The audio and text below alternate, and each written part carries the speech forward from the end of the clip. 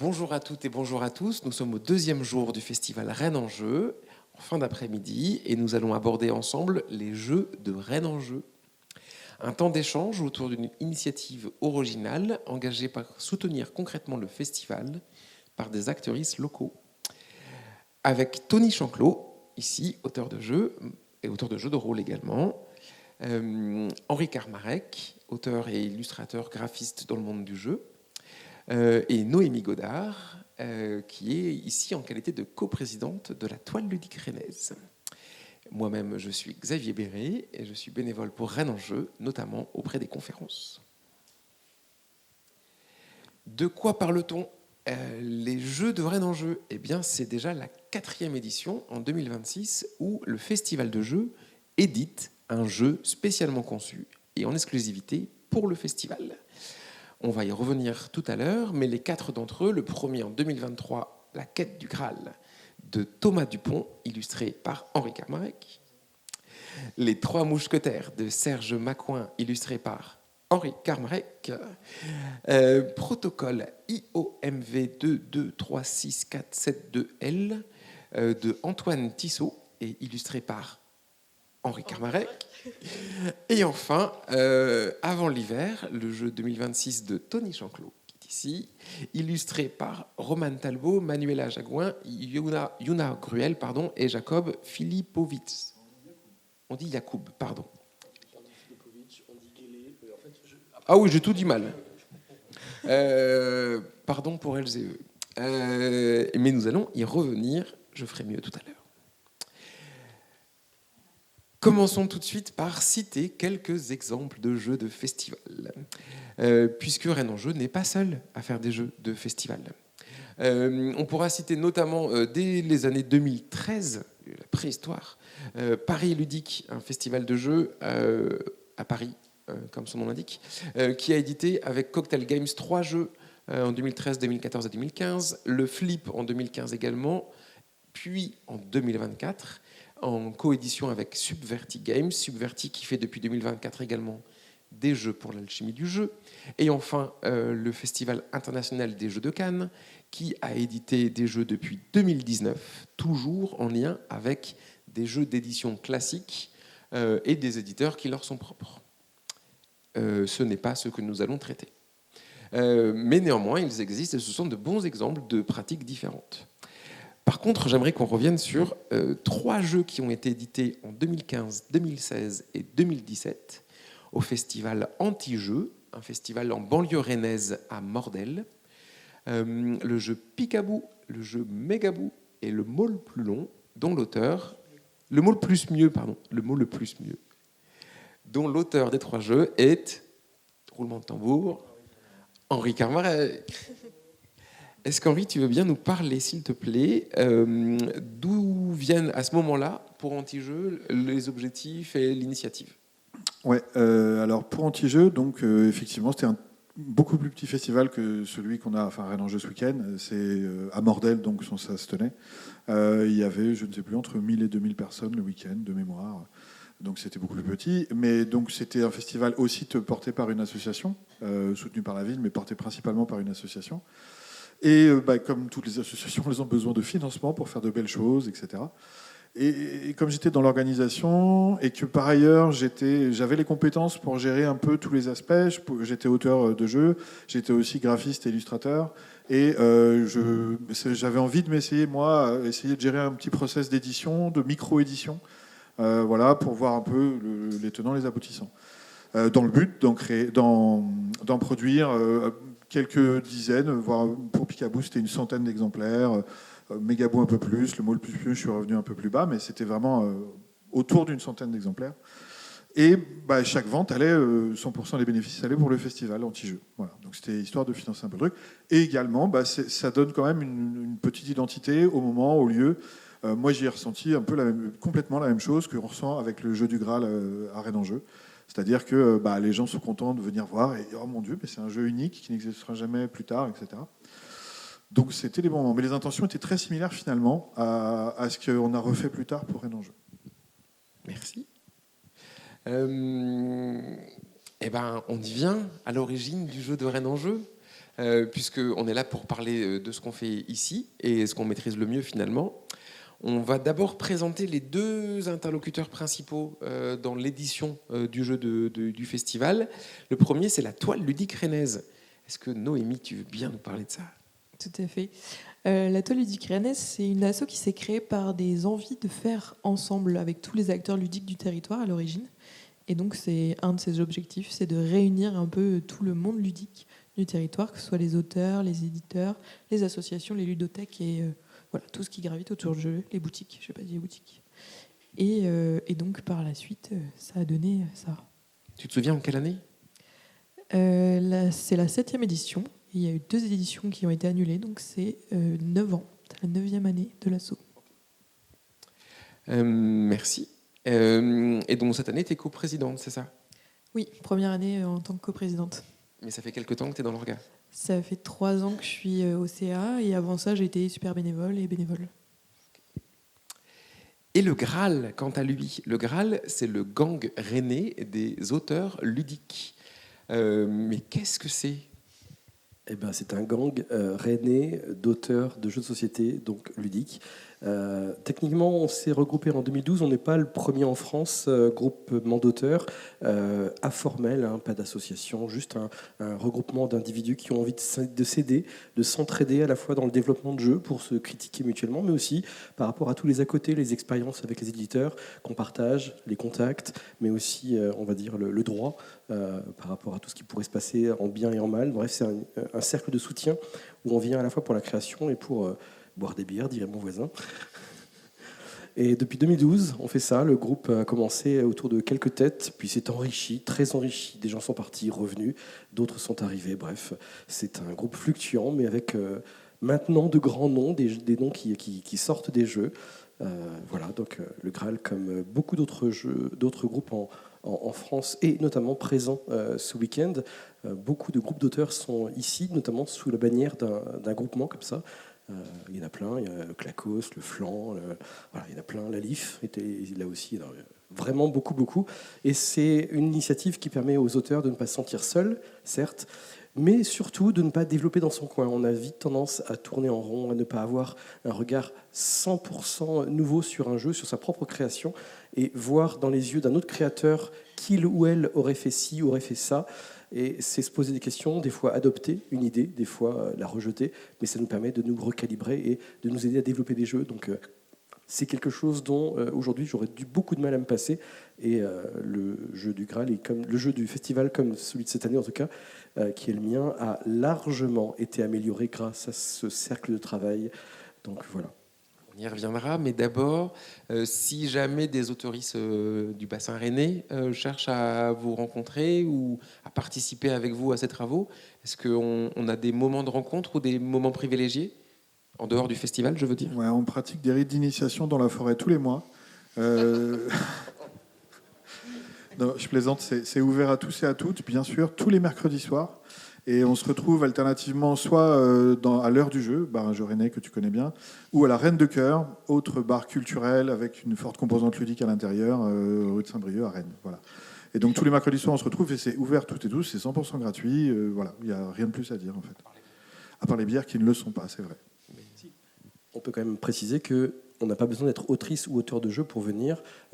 Le public est le bienvenu, tous les avis comptent et on est ouvert à ça, même si c'est vrai que la plupart du temps, ce n'est pas du public qui vient nous voir. On a de temps en temps quelques occasions, notamment à l'heure du jeu ou la Reine de Cœur, de rencontrer des gens qui ne sont que finalement publics, mais joueurs, ou au moins intéressés par le test.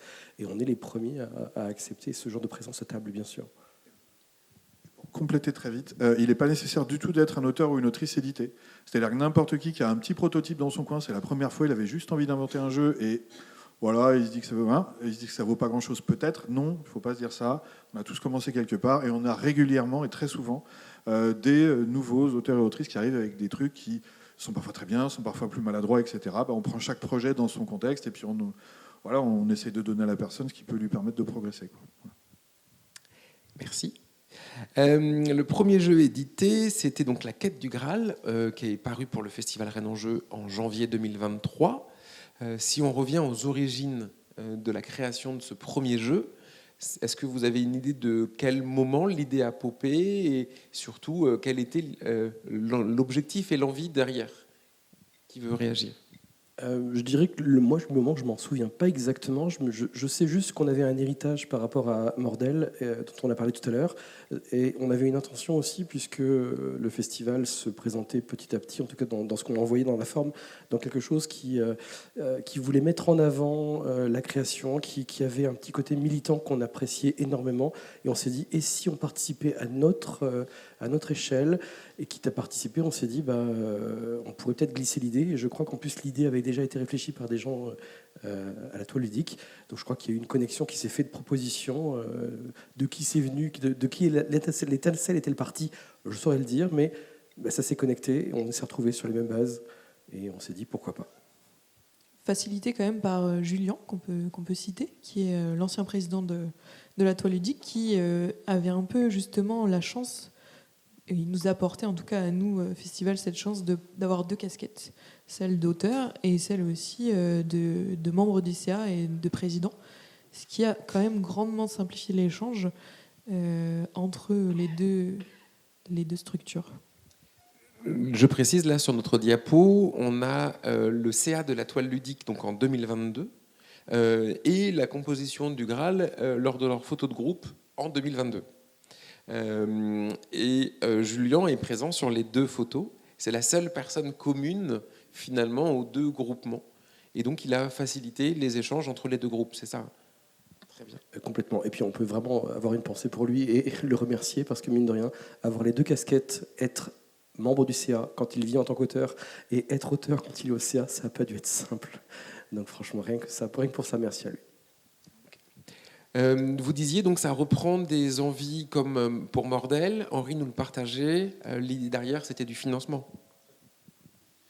Oui, tout à fait. Le but, c'était vraiment, si on fait quelque chose, il faut que ça serve à quelque chose. Dans le sens où on veut aider le festival.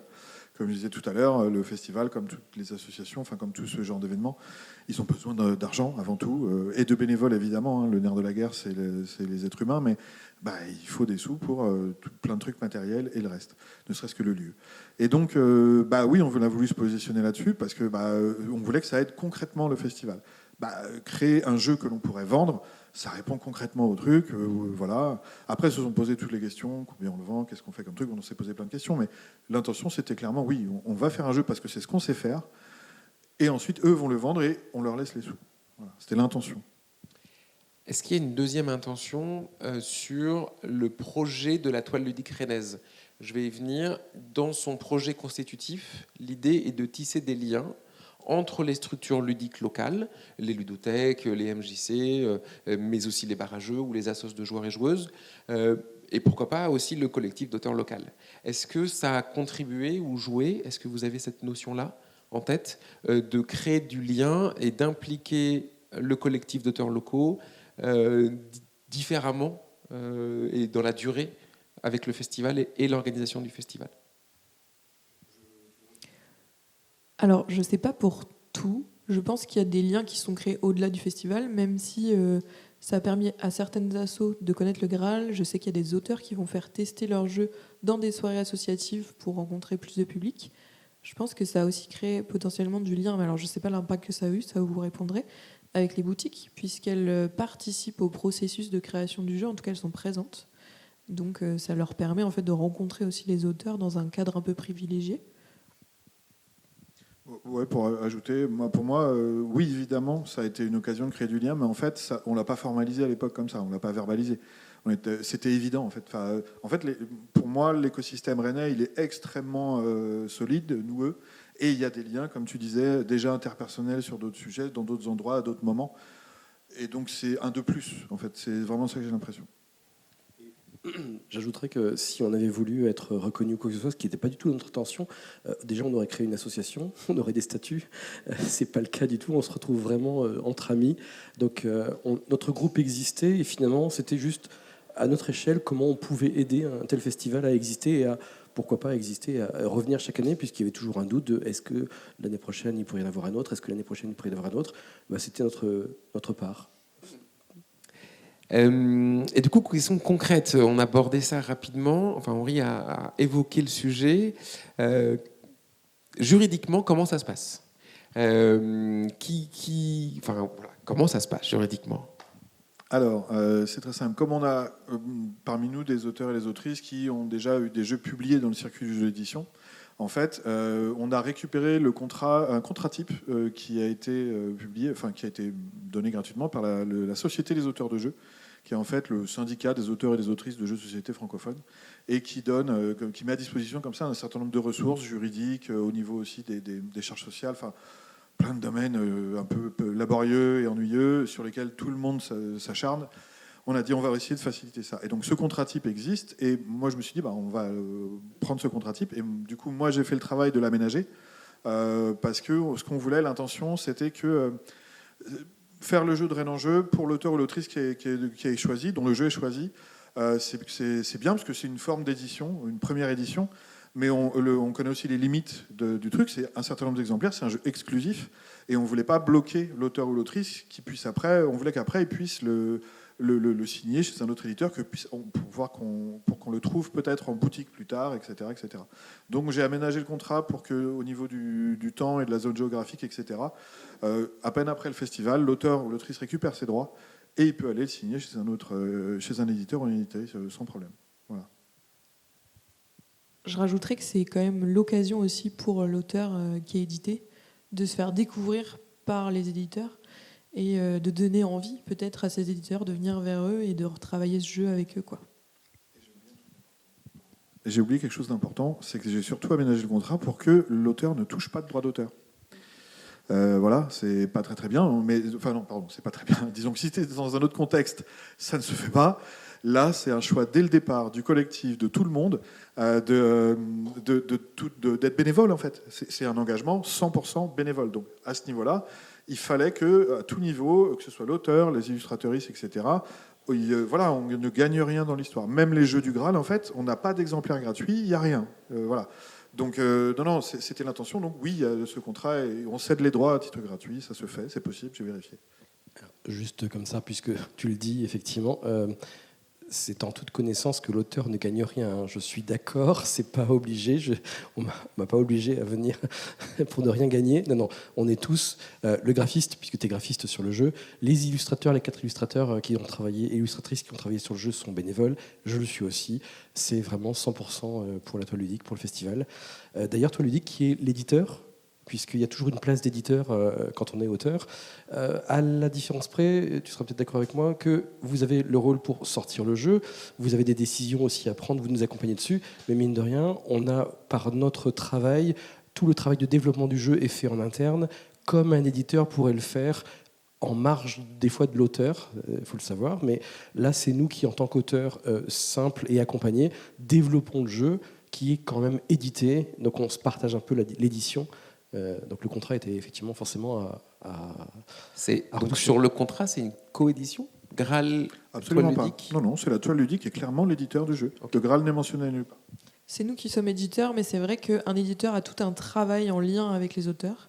Et nous, on laisse quand même toute la liberté et la charge aussi au Graal de faire tout ce travail d'édition. Donc en fait, on a un avis à donner en tant que toile qui est très minime. On est présent sur les choix.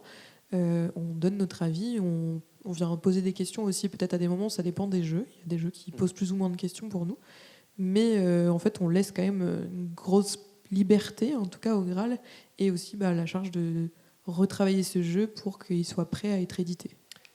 Donc si je résume un tout petit peu l'origine du jeu de Rennes en jeu, on a la volonté de la Toile Ludique rennaise et du Graal commune, enfin la volonté commune de ces deux structures ou groupements, de créer un projet qui permettra le financement du festival, qui permet des synergies et des rencontres entre les différents acteurs du bassin rennais, avec une signature de contrat avec des droits moraux qui sont cédés, limités dans le temps et avec une renonciation aux royalties, aux revenus, aussi bien pour les auteurs que pour les illustrateurs et les graphistes du jeu, avec la Toile Ludique comme seul éditeur des jeux.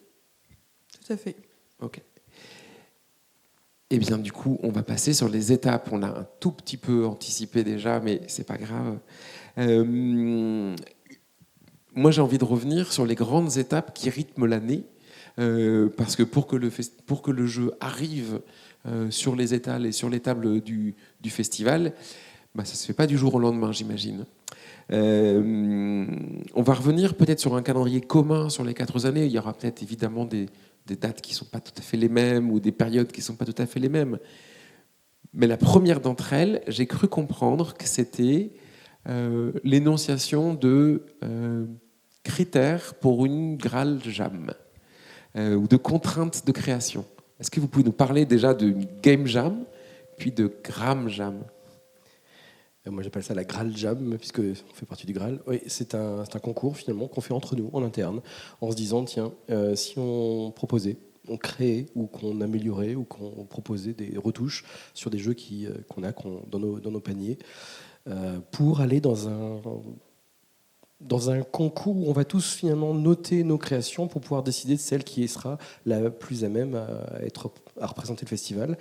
On se rencontre autour de certaines contraintes de création, des mots-clés, des thèmes. Pêle-mêle, on a eu de mettre la femme en avant, d'avoir des cartes recto-verso, ça peut être vraiment dans tous les sens, ça part dans toutes les directions, on propose, on écrit sur des petits mots, puis ensuite on essaye ensemble de décider quels sont les thèmes qui sont les plus porteurs.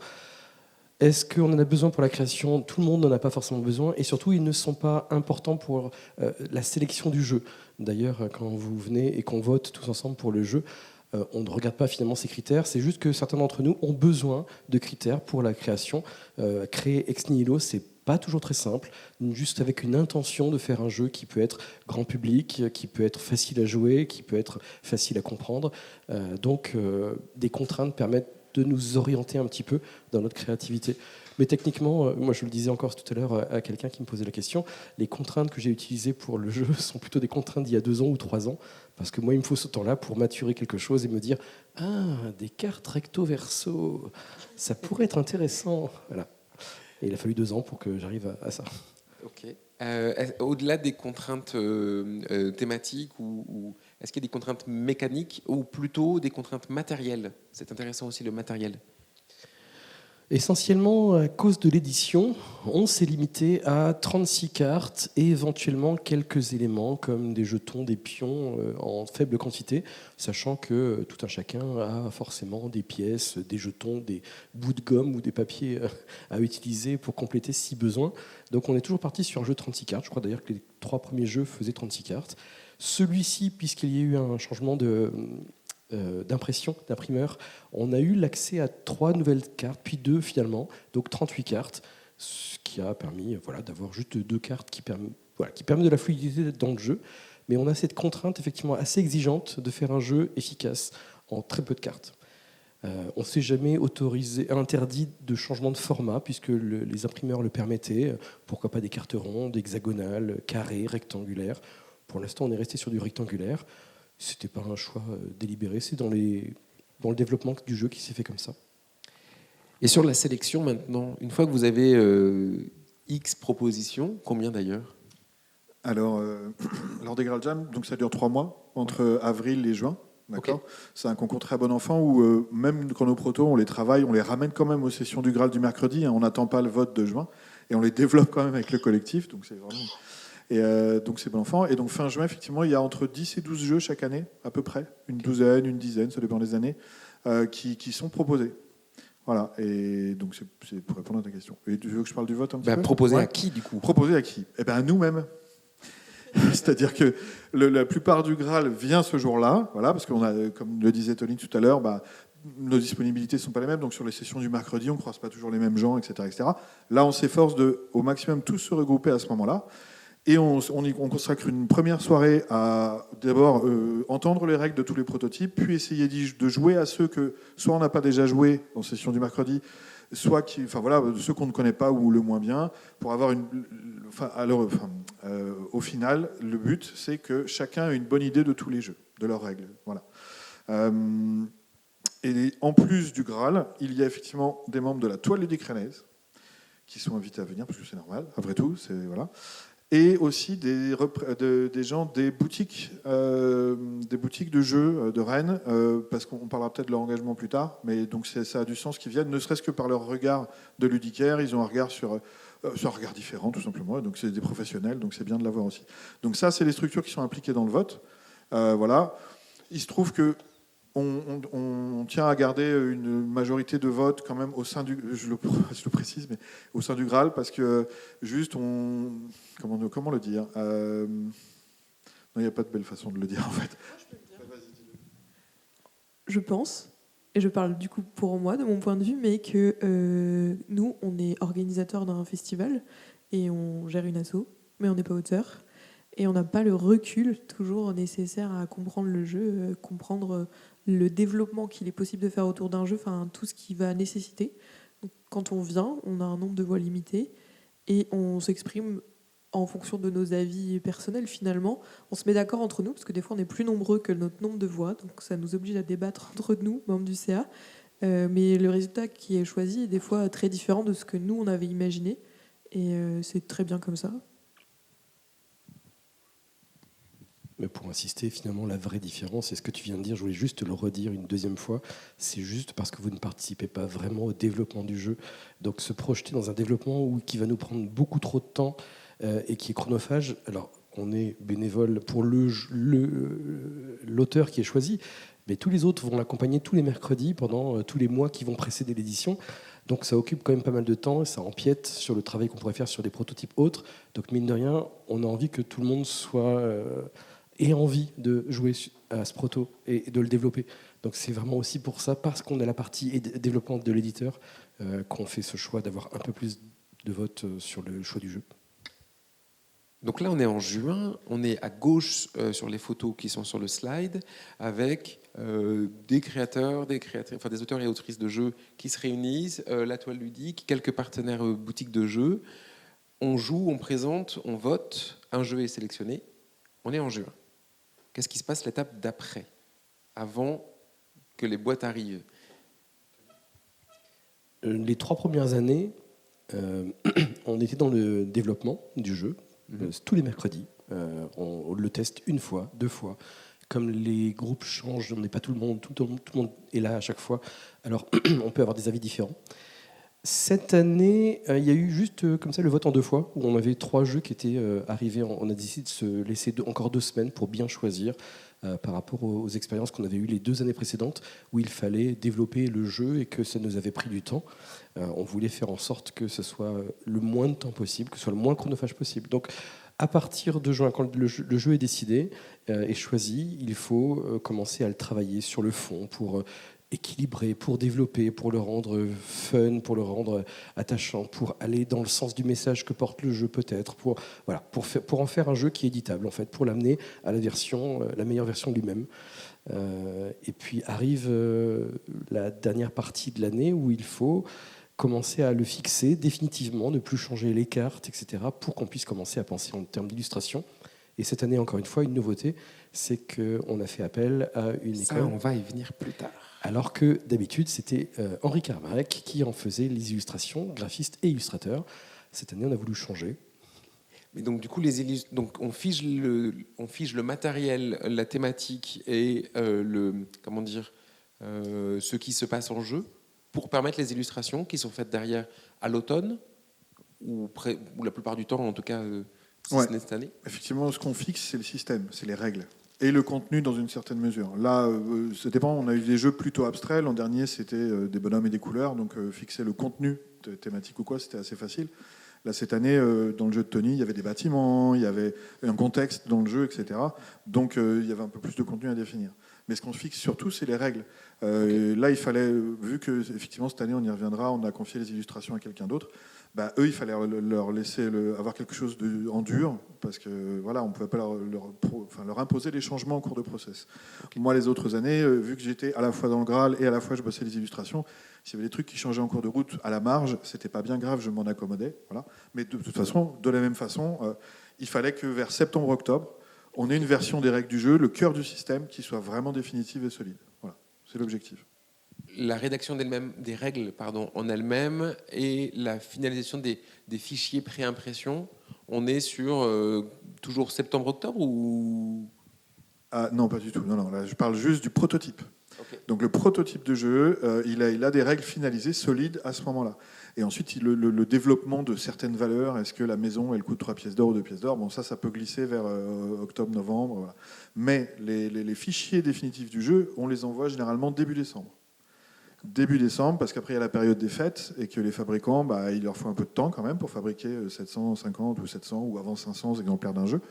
Voilà, Rennes en jeu a lieu fin janvier, donc ça fait court. Donc je négocie, j'essaie de faire en sorte qu'on ait un créneau sûr à cette période-là pour être sûr qu'on n'ait aucun retard, on ne peut pas se le permettre. C'est un jeu exclusif qui est vendu pendant 2 jours à ce moment-là. S'il y a un retard là-dessus, c'est foutu, c'est mort. Donc je vois ça bien en amont pour qu'on ait ça. Et quand tu dis la rédaction des règles du jeu, typiquement c'est une des choses qu'on fait le plus tard. Parce qu'on attend vraiment que tout soit bien définitif, finalisé. Là, on fait un travail de rédaction. On essaye, tant qu'à faire se peut, si on a le temps, de faire du blind test, c'est-à-dire de jouer le jeu avec la règle sans nous l'expliquer. Les gens, ils se débrouillent avec la règle et on voit ce qu'ils ne comprennent pas. Et dans ces cas-là, s'il y a des trucs qu'on comprend, on se dit on n'a pas bien rédigé la règle, manifestement. Voilà. C'est un exercice très difficile, parce que oui, écrire une règle de jeu, de toute façon, c'est pas facile. En plus, on est limité par le format de la règle, qui est 1 page A4 recto verso. Alors ça, il faut faire de la magie pour que tout rentre des fois. Même si on s'efforce de créer des jeux simples pour être accessibles, la maquette, c'est pas toujours simple. Voilà. Mais donc, et il nous est arrivé, par exemple l'an dernier, pour Protocole, d'envoyer les fichiers du jeu avant le fichier de la règle. Envoyer le fichier de la règle qui est plus simple à imprimer 2 semaines après les fichiers du jeu, les cartes et la boîte, parce qu'on pouvait se le permettre, voilà, et qu'on avait besoin de ce temps-là. Donc là, toujours sur notre slide, on a quelques photos où on voit des membres du collectif dans les barrageux développer les jeux. On a aussi une vignette seule où on voit Serge Macoin et Julien Alain signer le contrat. C'est une étape aussi, ça, la signature. On le fête, on le célèbre. C'est quand?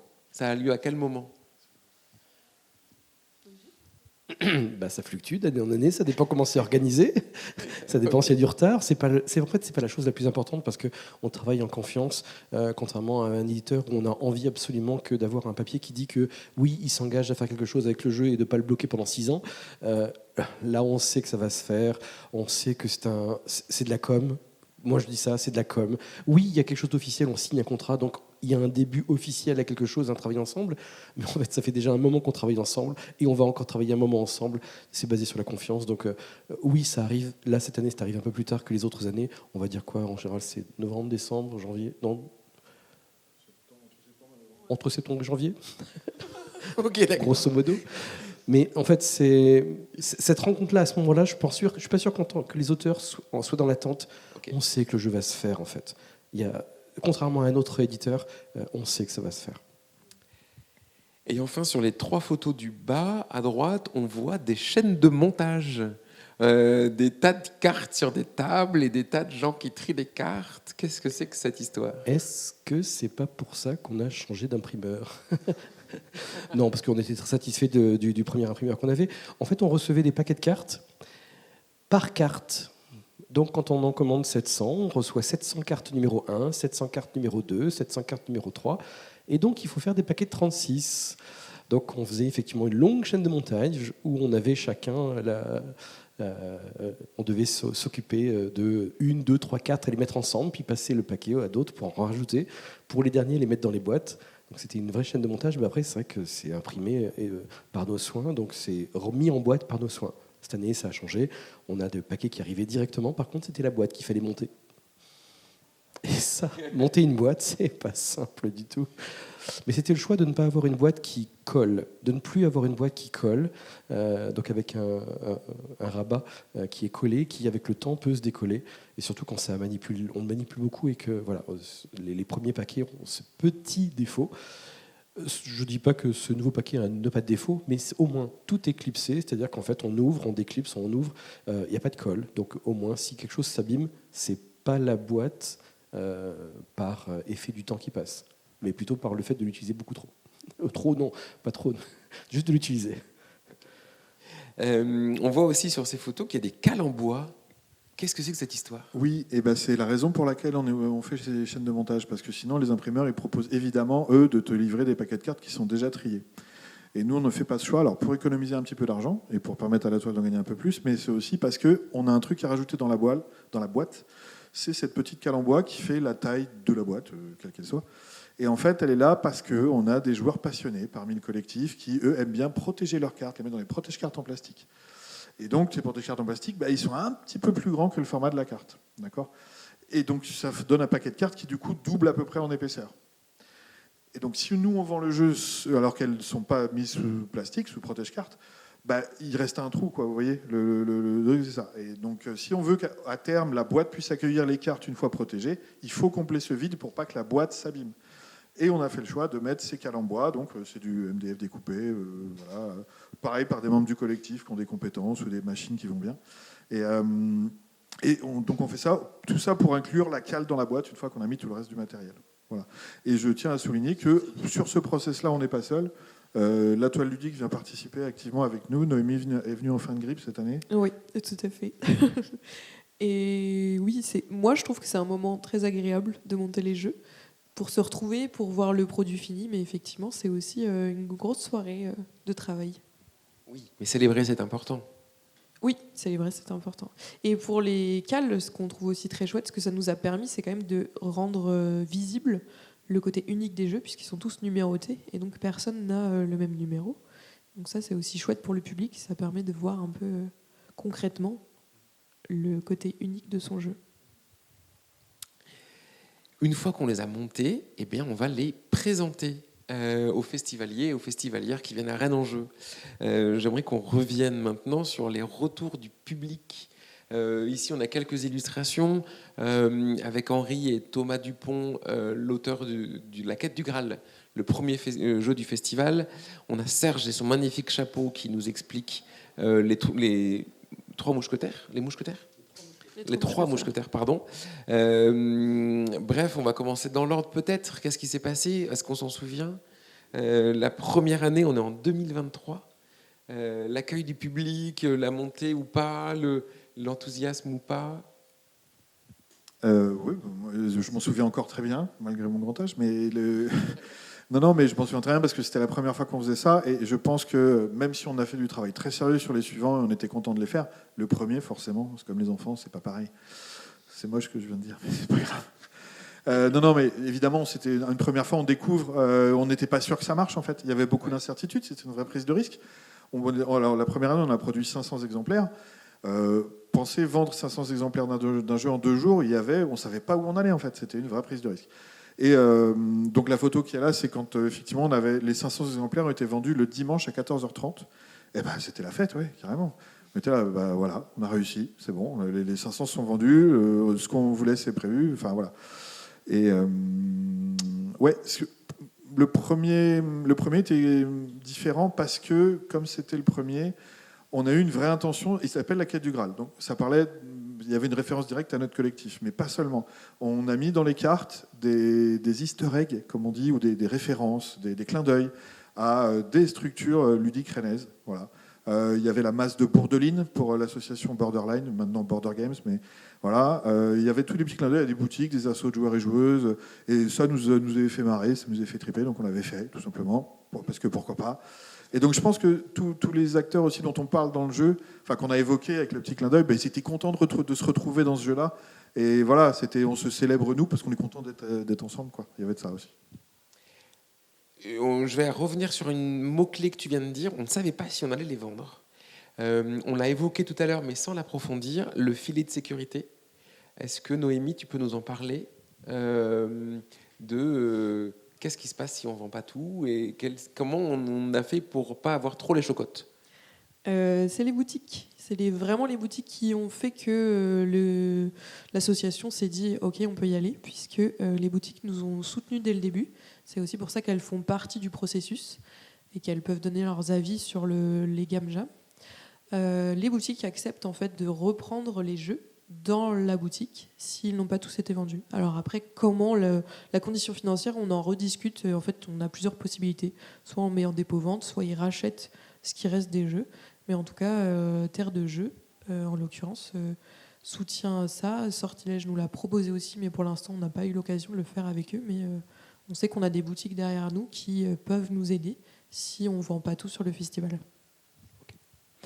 Merci pour cette précision qu'on n'avait pas apporté.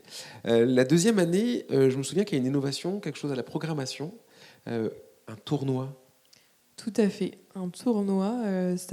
En fait, on a des tournois tout le long du week-end. Et on s'est dit, mais pourquoi pas aussi proposer un tournoi d'un jeu que le public, effectivement, ne connaît pas. Mais du coup, on est tous un peu plus à égalité. C'est-à-dire que possiblement, ils l'ont testé le matin, mais pas beaucoup plus. Et ça marche très bien. Tous les ans, il y a ce tournoi qui revient. Et c'est quelque chose qui plaît beaucoup au public. Donc là, c'était une photo avec les premiers gagnants du premier tournoi du jeu du festival qu'on a sur la deuxième colonne. Le troisième jeu est un jeu un peu particulier, Protocole. Alors je vais raccourcir son nom. Protocole d'Antoine Tissot est un jeu qui aborde une thématique plus politique, plus engagée, plus militante. Je voudrais revenir sur ça, sur ce moment de la sélection, sur le moment de la prise de risque, du choix qui est fait pour ce jeu-là en particulier. Non, ouais, alors ces questions se posent parce que dans l'ADN du festival, il me semble, tu m'arrêteras si je me trompe, mais il y a un engagement qui est sensible. C'est militant, oui, parce qu'il y a beaucoup dans l'organisation et dans tous les bénévoles, il y a beaucoup de ludothécaires qui considèrent le jeu comme un outil d'éducation populaire, entre autres, un projet politique au sens très large, du jeu qui libère, qui émancipe, Et donc puis nous au Graal, même si beaucoup d'auteurs ou d'autrices éditées de chez nous font du jeu de divertissement sans problème, c'est ok. On se posait la question à ce moment-là précis de l'année de Protocole, il me semble, et même l'année précédente, si je me plante pas.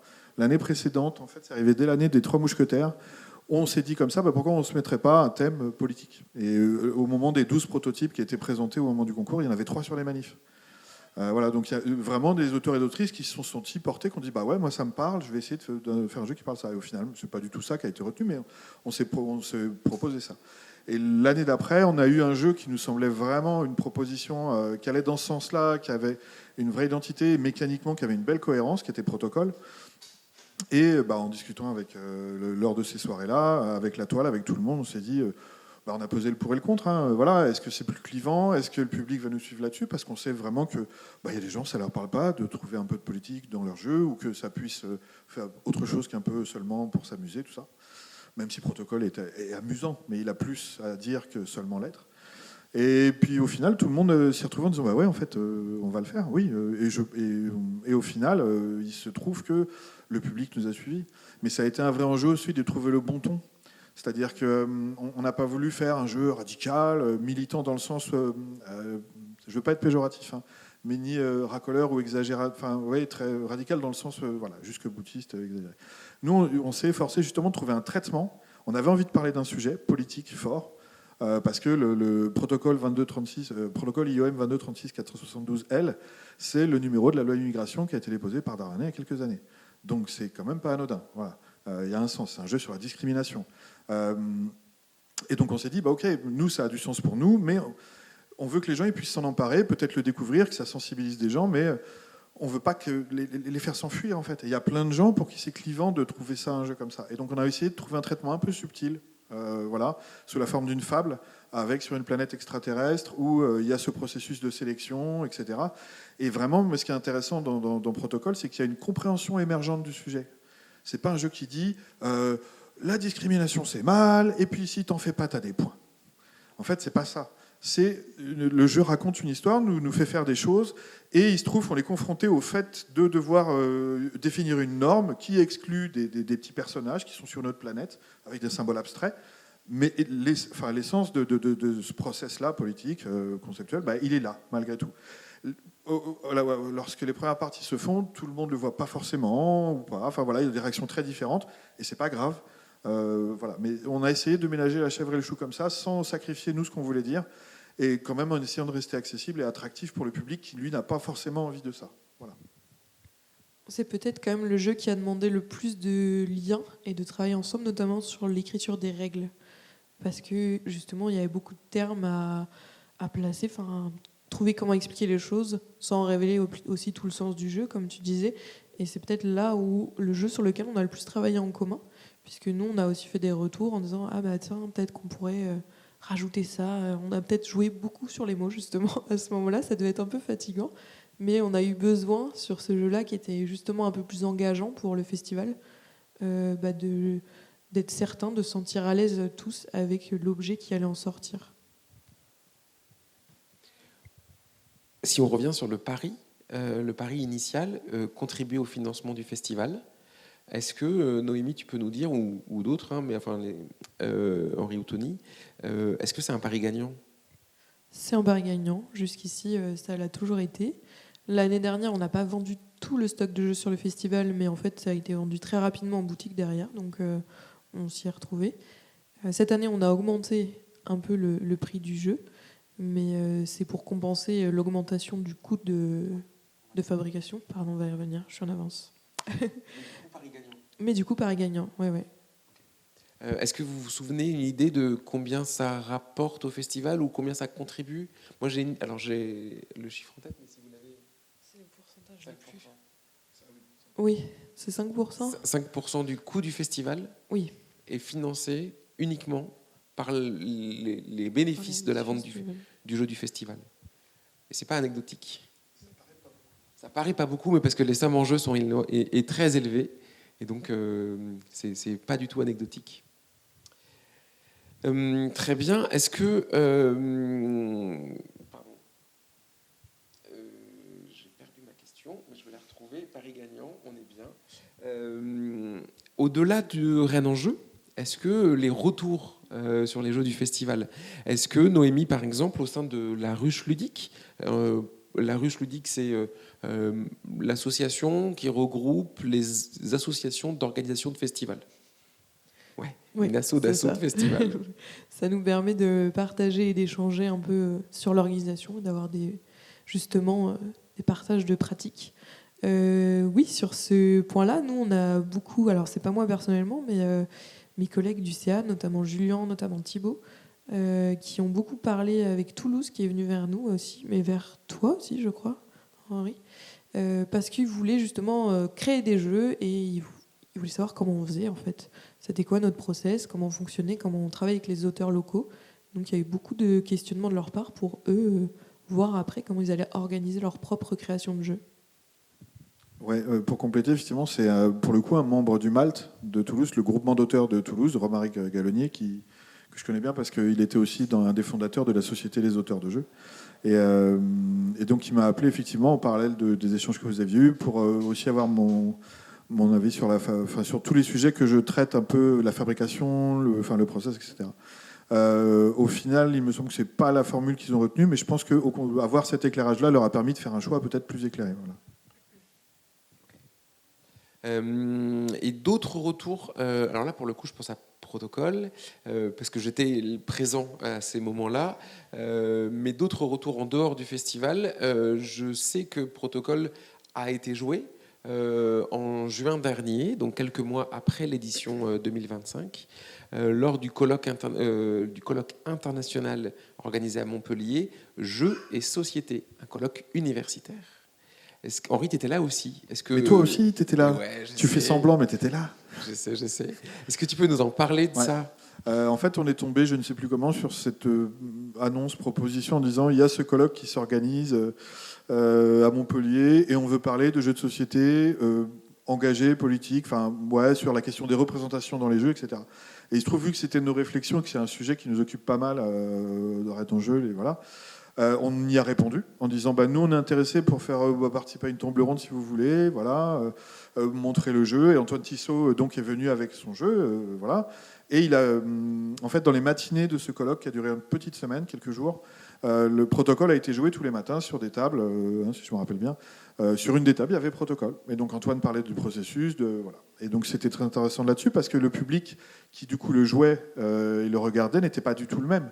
C'était pas des festivaliers, des joueurs ou des jeux, là c'était des universitaires ou des créateurs et des créatrices qui eux se posent beaucoup de questions sur mais qu'est-ce que ça veut dire, mais pourquoi vous avez fait ça comme ça, etc., etc. C'était des échanges très riches et du coup il a pu servir d'illustration, oui pour une part modeste mais quand même présente, de voilà comment on peut essayer de faire un jeu qui parle de sujets en se basant sur sa mécanique plus que sur autre chose. C'était vraiment la force de Protocol. Hein. C'est cette cohérence entre le propos et la mécanique qui est tellement élégante à mon sens que c'est pour ça aussi qu'ils l'ont sélectionné et qu'il a pu aller là-bas. Voilà. Et tu me disais aussi en préparant cette conférence qu'il y a dernièrement, tu l'as vu ailleurs. Eh bien oui. Alors, il se trouve que je l'ai vu vendredi matin dans une salle du Master 2 Sciences du jeu de Sorbonne Paris 13 à Villetaneuse. Voilà, c'est un master sciences du jeu, ça existe, oui, à la Sorbonne Paris 13. Il se trouve que cette année, malgré mes 49 ans, je suis étudiant à Sorbonne Paris 13 pour valider un master 2 sciences du jeu. Ne me demandez pas pourquoi, je ne sais pas trop à quoi ça sert non plus, mais voilà, ça m'intéresse. Et du coup, j'étais vendredi matin pour voir une intervention d'une game designeuse et chercheuse absolument incroyable qui s'appelle Mary Flanagan. Et qu'est-ce que je vois sur une étagère ? Je vois un exemplaire de Protocol. Et je ne savais pas qu'il était là, et j'étais en train de parler avec Mary Flanagan. Alors évidemment, j'étais tremblant, en sueur, etc. Mais et je lui dis, bah regarde, c'est moi qui ai fait ça en anglais. Et je regarde, c'est ça, j'ai fait le jeu, etc. Je lui explique un peu le propos du jeu et tout ça. Et donc, bah oui, il se trouve que maintenant, Mary Flanagan connaît, et tous les étudiants, les étudiantes du master de sciences du jeu le connaissent. Voilà, voient la pertinence de ses qualités, etc., etc. Tu veux dire que Mary Flanagan pense que c'est toi qui as fait le jeu ? Je lui ai dit que j'avais fait les illustrations. Ah, d'accord. Je n'ai pas usurpé la place d'Antoine. Ok. Merci. Est-ce que vous avez d'autres exemples sur les autres jeux ? On a évoqué notamment, mais c'est peut-être pas arrivé, hein, de l'édition ou de la possibilité d'édition, des discussions. Est-ce que vous avez ces retours-là ? Pour les Trois Mousquetaires, je crois pas. Pour la Quête du Graal, Thomas avait un éditeur qui était intéressé, puis finalement qui s'en est désintéressé. Il a trouvé quelqu'un d'autre, et donc il continue à développer le jeu pour le garnir, pour l'enrichir, parce que mine de rien, lui aussi, il avait 36 cartes. C'est une contrainte qui est un peu écrasante. Donc dès qu'on a accès à un éditeur, on a d'autres libertés. L'éditeur lui a clairement dit, bah non, vas-y, rajoute des cartes, rajoute des choses. Et donc il fait plein de tests actuellement. Donc voilà, peut-être qu'un jour, la Quête du Graal sera dans toutes les bonnes boutiques. Pour les Trois Mousquetaires, c'est une volonté de Serge Macoin de ne pas signer le jeu ailleurs. En fait, maintenant, il est à la retraite, il se présente au municipal, il joue avec ses petits-enfants. Et lui, aller dans le circuit de l'édition, en fait, ça ne l'intéresse juste pas, ce qui est tout à fait légitime. Donc il est très content d'avoir été fier et heureux d'avoir été édité par le Festival Raison Jeu. Mais que son jeu ait une vie après dans le circuit d'édition, il ne trouve pas ça pertinent. Voilà. Et sur Protocol avec Antoine ? Il faudrait que j'en reparle avec lui, mais je pense que lui, ça l'intéresserait que le jeu ait une deuxième vie ailleurs autrement. Parce que c'est un chouette jeu dont il est très fier et qu'il voudrait qu'il soit disponible maintenant, peut-être avec d'autres illustrations. Puis encore une fois, comme le dit Tony, avec moins de contraintes matérielles, voir ce qu'on pourrait en faire, etc. Il n'y a rien de très concret maintenant, mais je sais que ça fait partie de ses intentions, ouais, de lui donner une seconde vie. Ok, merci beaucoup. On va aborder maintenant 2026 et avant l'hiver. Vous l'avez teasé à de nombreuses reprises, mais on y vient. C'est pas Henri qui a fait les illustrations. Qu'est-ce que c'est que cette histoire ? Non, ça fait déjà 2 ans qu'on réfléchit à soulager son travail, parce qu'il se fait vieux, comme il disait. Non, puis surtout qu'il est très occupé, il enseigne, il produit, il est graphiste, bref. On avait l'idée de demander à quelqu'un d'extérieur, alors est-ce qu'on demande à un illustrateur ? Est-ce qu'un illustrateur, c'est son travail, il accepterait de le faire bénévolement ? C'est pas simple. Moi, j'avoue que je faisais partie de ceux qui disaient, bah non, un illustrateur, on va pas lui demander de pas payer. Ils sont pas déjà très, payés très, très cher. Alors si en plus il doit être bénévole, qui voudrait le faire ? En tant qu'auteur, on a souvent d'autres vies à côté. Les illustrateurs font souvent ça pour gagner leur vie, c'est leur métier. Donc, la démarche était plutôt de dire qui pourrait nous produire des illustrations en quantité. On a pensé à une école. Et à Rennes, on a plusieurs écoles de design, mais notamment on a demandé à l'école Pivot. L'an dernier, ça devait peut-être se faire, ça ne s'est pas fait. Les lois du marché. Et puis cette année, ils avaient une place en début d'année, parce que ça doit se faire dans un laps de temps qui est très très court. Nous, on finalise les règles fin septembre, on leur donne, on les rencontre. On va leur donner tout un brief de choses qu'on voudrait voir dans les illustrations qui portent le message du jeu. Et ensuite, ils doivent réaliser ça. Et elles et eux, ils n'ont que leur cours pour faire ça. Et ce sont quelques heures par semaine, pendant 2 mois, je crois. À peine 2 mois. Donc, en 2 mois, ils doivent avoir fourni les illustrations. Donc c'était un pari, l'école a décidé de relever le pari, et c'est un pari gagnant parce que 60 étudiants et étudiantes ont formé des groupes de 2 à 5. Ils ont travaillé chacune sur l'ensemble de toutes les illustrations, et on les a toutes rencontrés pour sélectionner le projet qui porterait avant l'hiver. Sachez d'ailleurs que le titre est même hérité de l'une de ces séances où 2 groupes ont parlé de design qui allait de la fin de l'automne à un risque de fin de vie, de fin de monde, et pourquoi pas donc de l'hiver. Ça m'a parlé au moment où ils l'ont dit. Je l'ai gardé dans un coin de notre esprit. Après, on a cherché le titre parce qu'on changeait le thème. Et finalement, c'est le titre qui est ressorti à plusieurs reprises jusqu'à ce qu'on le valide parce qu'il était à la fois poétique. On aime bien le côté, si on a un message à délivrer, et celui-ci est bien plus léger que pour Protocole, autant le faire dans une fable plutôt que brutalement de face. Là, on parle un peu d'économie de ressources, on parle un peu d'écologie. C'est très léger, mais si on voulait garder ça, autant le proposer dans une fable où finalement la ville n'est pas si loin. Donc voilà, le concours de l'école a été vraiment quelque chose de très enrichissant pour le projet, soulageant en partie parce que mine de rien, tu étais quand même graphiste sur le projet, et puis tu les as aussi accompagnés dans le développement avec Pascal Kido qui gérait ces 2 groupes en interne puisqu'il est professeur à l'école Pivot. Donc c'était très très très enrichissant pour l'expérience et à renouveler, je pense, j'espère en tout cas.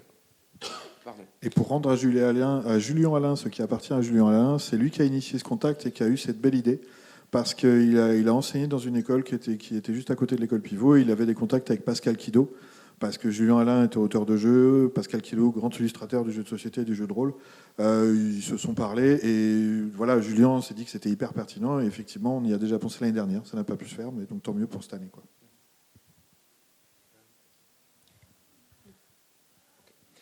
Ils étaient là cette année, les 4 du groupe qui a été retenu. Tu as pu partager des temps avec eux, Tony. Est-ce que, si tu l'as, peux nous partager leur retour d'expérience En interne, dans l'école, ça leur a apporté quelque chose à tous et toutes, de ce qu'ils m'ont dit.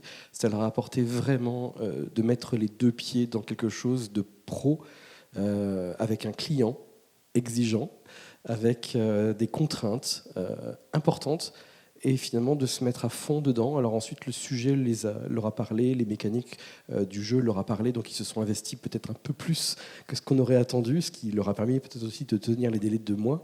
Mais ils ont trouvé ça enrichissant, et 4 illustratrices et illustrateurs qu'on a validés, ils sont là en dédicace, et ils seront encore là en dédicace ce soir. Ils adorent. Le fait de la très très belle idée de les avoir invités pour qu'ils puissent être représentés. Moi je défends les illustrateurs, j'adore le fait qu'on les mette en avant, que ce soit sur les boîtes ou dans les festivals, et de les avoir à côté de moi en dédicace, et de voir le plaisir qu'ils ont, mais aussi de voir et de les entendre interagir avec des gens qui jouent à leur jeu, et qui, on pourrait croire que les gens quand ils jouent au jeu se disent « Oh, le jeu il est bien ». Et là, cette année, ça fait du bien d'entendre « Ah, le jeu, il est beau ». Et qu'ils le reçoivent. Ah, pardon, t'étais là. Merci. Ouais. Je t'avais pas vu. Ça fait plaisir. Je t'avais pas vu. Non, il était beau aussi les autres années. Bon, il est très beau. Ouais, c'est ça. Voilà.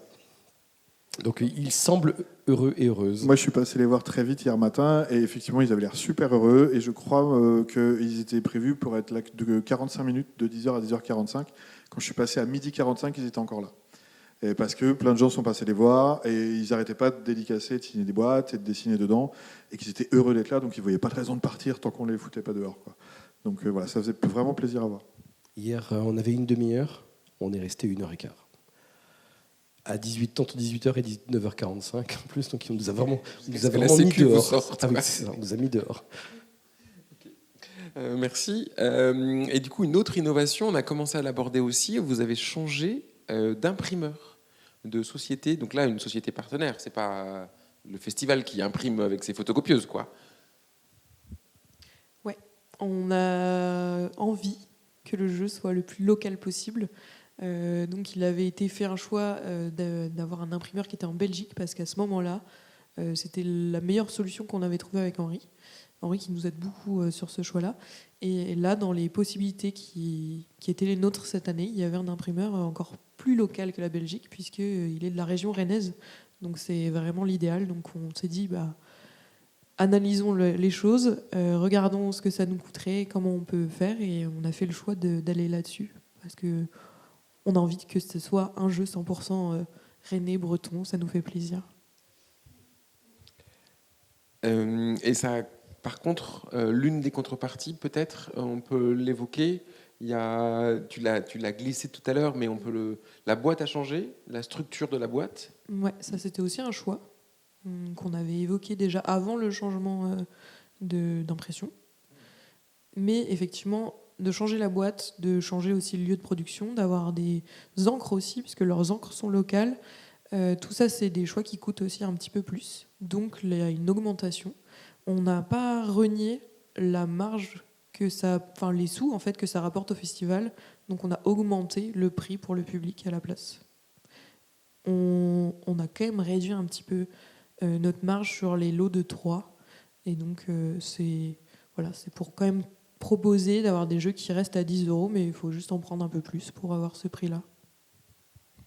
Ouais, il y avait quelque chose sur la boîte où le changement, il permet aussi d'avoir une boîte plus robuste. Parce que le pliage de la boîte, je vous passe les détails, mais en gros, ça fait que les 4 tranches et le fond sont renforcés, sont double épaisseur, du coup. Et par rapport aux étuis simples qu'on avait les autres années, c'est juste plus solide. Voilà, et ça a une meilleure présence. La boîte est un petit peu plus grosse, du coup. Donc ça avait vraiment beaucoup de qualité. Mais effectivement, le coût n'était pas le même et ça a été un vrai choix de la toile de choisir calligraphie. Toujours sur le jeu avant l'hiver, là pour le coup, puisqu'on est encore au cours du festival.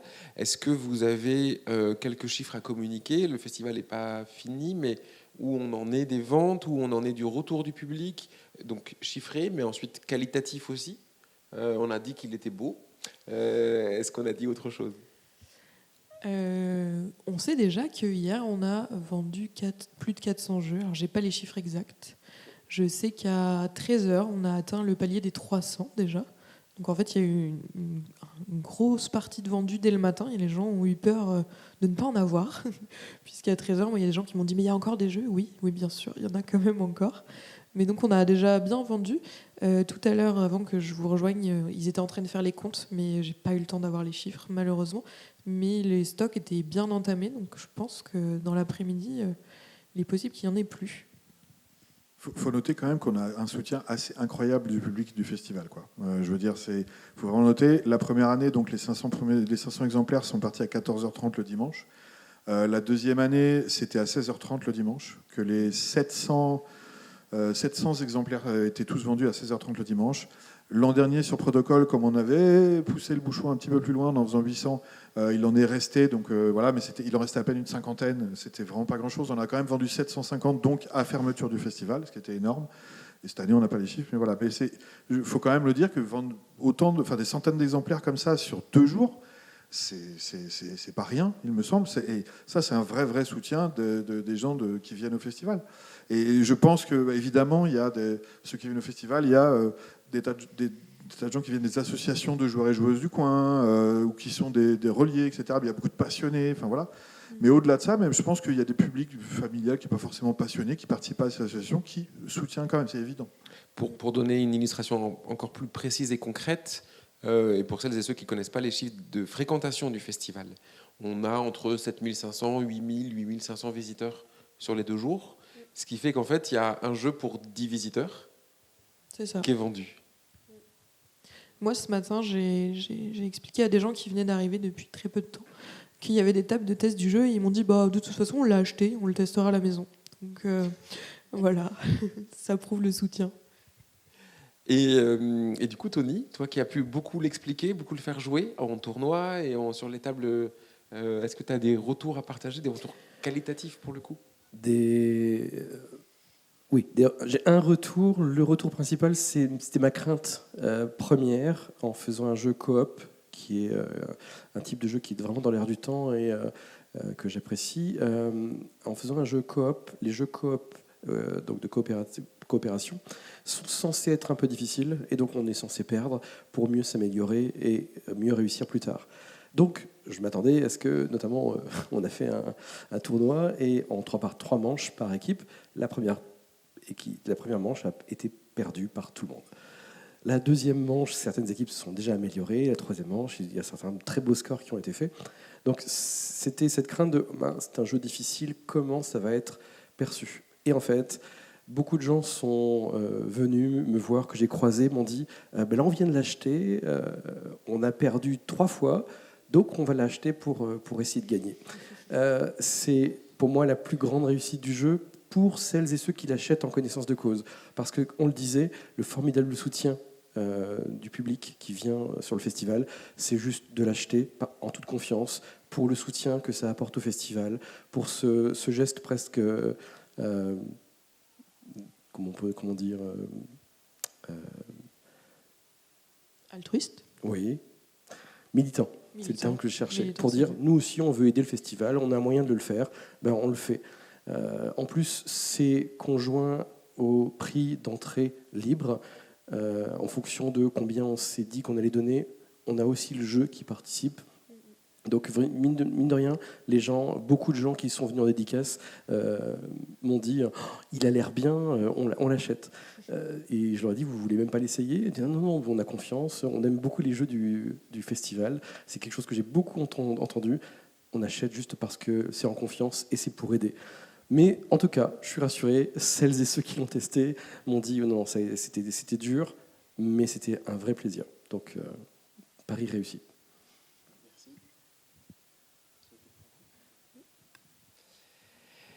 Eh bien, il est temps de conclure et de passer aux questions s'il y en a. Je rappelle en conclusion 4 jeux déjà. La quête du Graal de Thomas Dupont, Les 3 mousquetaires de Serge Macoin, Protocole IOMV 2236472L d'Antoine Tissot et Avant l'hiver de Tony Chanclot qui est là aujourd'hui. Je vais essayer de tenter une conclusion personnelle et puis je vous propose de faire la vôtre après. Un projet qui est issu d'un groupement d'auteurs local qui cherche à contribuer au financement d'une asso et d'un festival de jeux de leur ville. Une asso qui cherche aussi à nouer des liens et un projet concret pour permettre ce financement. Une rencontre humaine finalement et de 2 structures avec des passerelles et des personnes en commun. Des projets qui durent, déjà la 4e, un soutien militant. Un mot que je voudrais reprendre, un soutien militant du public, des festivaliers, des festivalières, avec des belles ventes et des beaux retours et une fidélité, une transmission de cette volonté-là. Bref, j'ai l'impression qu'il y a beaucoup de notes très positives. De mon côté, une dernière question avant de vous laisser la conclusion. Un jeu pour 2027 ? Oui. Un jeu pour 2027, nous en tout cas, on le souhaite. Je pense qu'on est parti pour aller jusqu'à 2037, non? Si le festival survit jusque-là. On verra après, mais déjà partons sur 10 ans. Non, vraiment, on est là pour ça. On n'est là pas pour ça, pour créer un jeu. On est là pour créer des jeux de nous, parce qu'on s'amuse. Mais on est là pour ce soutien et il n'y a rien qui nous en empêchera. Donc vous aurez un jeu en 2027, que vous le vouliez ou pas. Que vous l'achetiez ou pas. Non, il y en aura bien sûr, évidemment. Nous, on adore créer, on adore la situation, on adore la proposition. Tout ce qui est de la partie créative de notre côté, moi je trouve ça hyper enrichissant. Tout ce qui est de la partie ensuite développement, c'est ce qu'on fait, mais de façon différente. La réception du public, on parlait tout à l'heure d'éditeurs, les éditeurs qui sont sur place à l'étage, ils viennent parfois avec des boîtes, des fois ils ont des ventes, sur certains festivals ils font des ventes. Personne ne vient avec 800 boîtes. Parce que personne, en 2 jours, va écouler 800 boîtes. Donc c'est là qu'on parle d'achat militant, de soutien fidèle de la part du public. Et on sait que ce jeu-là, il a une existence pendant 2 jours. À nous, après, comme Serge ne voudrait pas, moi j'avoue que je me pose la question de est-ce que je lui donne une vie ensuite. Je vais essayer, on verra. Mais ces 2 jours-là sont assez exceptionnels dans la vie de l'auteur et des auteurs qui l'accompagnent, et peut-être même de l'atelier ludique, pour qu'on ait envie encore d'y revenir et d'y revenir et d'y revenir. Très courte, mais moi, ce que je retiens de ce projet, ce qui est chouette, c'est qu'au bout de 4 ans, en fait, le fait que, justement, ces 3-4 années précédentes, ça a été de réels succès, que les gens, on ait des retours comme ça, etc., nous, quand on recommence au moment d'avril, On n'est plus là en se disant, enfin on l'a jamais été, en se disant on fait un petit truc amateur, on fera bien ce qu'on peut, etc. Non, c'est qu'en fait il y a des attentes maintenant. Et du coup, nous, il ne faut pas faire n'importe quoi. Donc on a une vraie pression, on veut faire bien, on est de toute façon exigeant, mais là, on se dit, non, mais les gens, ils viennent pour acheter ce jeu, il faut qu'on leur fasse un bon jeu et un beau jeu. Voilà, ça aide à se pousser aux fesses, etc. Ça crée une vraie émulation, pour le dire mieux. Voilà. Non, mais on a tout ça en tête quand on commence à retravailler les jeux. On repense à ces 2 jours où les gens sont tous contents de l'avoir enfin, cet objet exclusif, unique. Enfin voilà, nous, c'est 9 février, c'est ça qui nous motive aussi beaucoup. C'est très concret, en fait, et c'est super. Voilà. Donc le projet est super, évidemment qu'on continue, il n'y a pas de raison. Noémie, est-ce que tu veux apporter une conclusion, un mot, quelque chose ? Je dirais que c'est un plaisir de voir les joueurs, les joueuses du festival de découvrir ce jeu. C'est un plaisir de voir le sourire des auteurs aussi en discussion avec les joueurs et la victoire d'avoir vendu tout. Enfin, c'est aussi une grosse émulation du week-end pour nous, pour les bénévoles aussi. Et donc, on souhaite que ça continue très longtemps. Merci. Je vous propose un tour de... Enfin, si certaines dans le public ont des questions à poser, soit à Tony, à Noémie, Henri ou moi-même, on serait heureux de pouvoir y répondre. Oui, bien sûr. Alors, je te passe un micro pour la captation. D'accord ?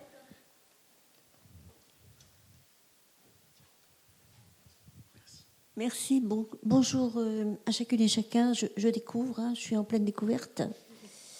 Et alors, je me dis, en fait, dans vos jeux, est-ce que c'est parti de la quête du Graal ? C'est pas par hasard, c'est la Bretagne. Est-ce qu'il y a une spécificité dans vos créations, une spécificité un peu qui rejoint un peu la Bretagne, on va dire, voilà, dans chacun de vos jeux ? D'autre part, j'ai cru comprendre aussi que ce sont des jeux de cartes, c'est bien ça ? Donc vous n'abordez pas les jeux vidéo, etc. Vous êtes sur cette façon de faire. Donc voilà, j'ai déjà ces 2 questions. Et troisième question, est-ce que ces jeux peuvent être achetés en dehors du festival des festivals que vous organisez ? Est-ce qu'il y a des boutiques où on peut les trouver ? Je me permets de commencer. Je commence par la troisième. Il n'y a pas possibilité d'acheter le jeu hors du festival, en l'état, sauf effectivement si à la fin du festival il en reste un peu, dans ce cas on les met en boutique, mais ça reste très peu de temps généralement. Et après, si effectivement les auteurs travaillent derrière avec des maisons d'édition, ils sortiront peut-être sous une autre forme avec peut-être des choses en plus, mais là en l'état c'est seulement sur le festival. Ouais. Une toute petite précision parce que je l'ai vu. Alors là, c'est comment dire, c'est pas le process classique et habituel, mais il y a des boutiques de jeux de seconde main. Et j'avoue, je l'ai déjà vu, des jeux du festival, notamment la quête du Graal, en boutique de seconde main. Donc c'est la vie des objets, mais c'est pas des boutiques, c'est pas du jeu neuf, quoi. Ok, merci. Sur la quête du Graal, c'était notamment un titre qui était choisi parce que c'était un petit peu une quête pour nous, Graaleux, on s'appelle Graaleux puisqu'on fait partie du Graal, de créer un jeu. Et en plus, on l'a thématisé sur la quête du Graal de Perceval, vraiment. Mais finalement, c'était notre quête de réussir à créer un jeu. C'est pour ça que ça s'est appelé comme ça. On n'avait pas d'attache directement, je crois, sur le fait d'impliquer la Bretagne ou le thème de la Bretagne. On était plutôt parti à la base sur l'idée de, notamment lors du deuxième, et s'il y en avait un deuxième, est-ce qu'on crée un effet de gamme ? Est-ce qu'ils doivent se ressembler dans le design ? Est-ce que ça doit ressembler à des livres, par exemple ? Est-ce que ça doit ressembler à des boîtes en particulier ? Est-ce qu'elles ont la même couleur, la même forme ? Alors, même couleur, même forme, on est un peu allé vers ça au début parce que finalement, c'était le même imprimeur, même format, donc c'était facile. Et finalement, à l'époque de Protocole, on a un petit peu changé le cadre, on a un petit peu changé les choses, et finalement, on s'est dit que pour le troisième, on revenait un petit peu à un effet livre ou boîte mystère, boîte à secret. Finalement, on n'a pas de ligne directrice. L'idée, c'est juste de faire quelque chose qui va avec le jeu chaque année. Voilà. Et on essaie d'être le plus efficace possible dans le design, justement, pour parler comme le jeu parle normalement. Voilà. Pardon, c'est des jeux. On fait des jeux de cartes parce que c'est vraiment notre domaine de compétence. C'est ce qu'on aime faire, de créer des jeux de société au sens large. Ça peut être cartes, plateau, dés, etc. On n'a rien du tout contre les jeux vidéo, voilà. Mais il se trouve qu'on est, pour la plupart d'entre nous, joueurs et joueuses de jeux vidéo. C'est juste que c'est pas notre domaine de compétence. Nous, on aime bien créer des jeux, effectivement, cartes, plateau. Voilà, c'est tout simple. Voilà.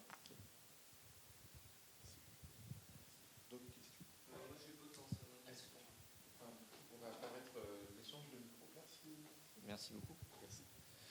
Alors, ma question va être un peu compliquée. Il faut que je la mette correctement dans la tête. Vous avez un processus de création qui est assez spécifique, dans lequel vous vous émancipez un petit peu du passage par les éditeurs traditionnels. Donc, comment expliquer ça ?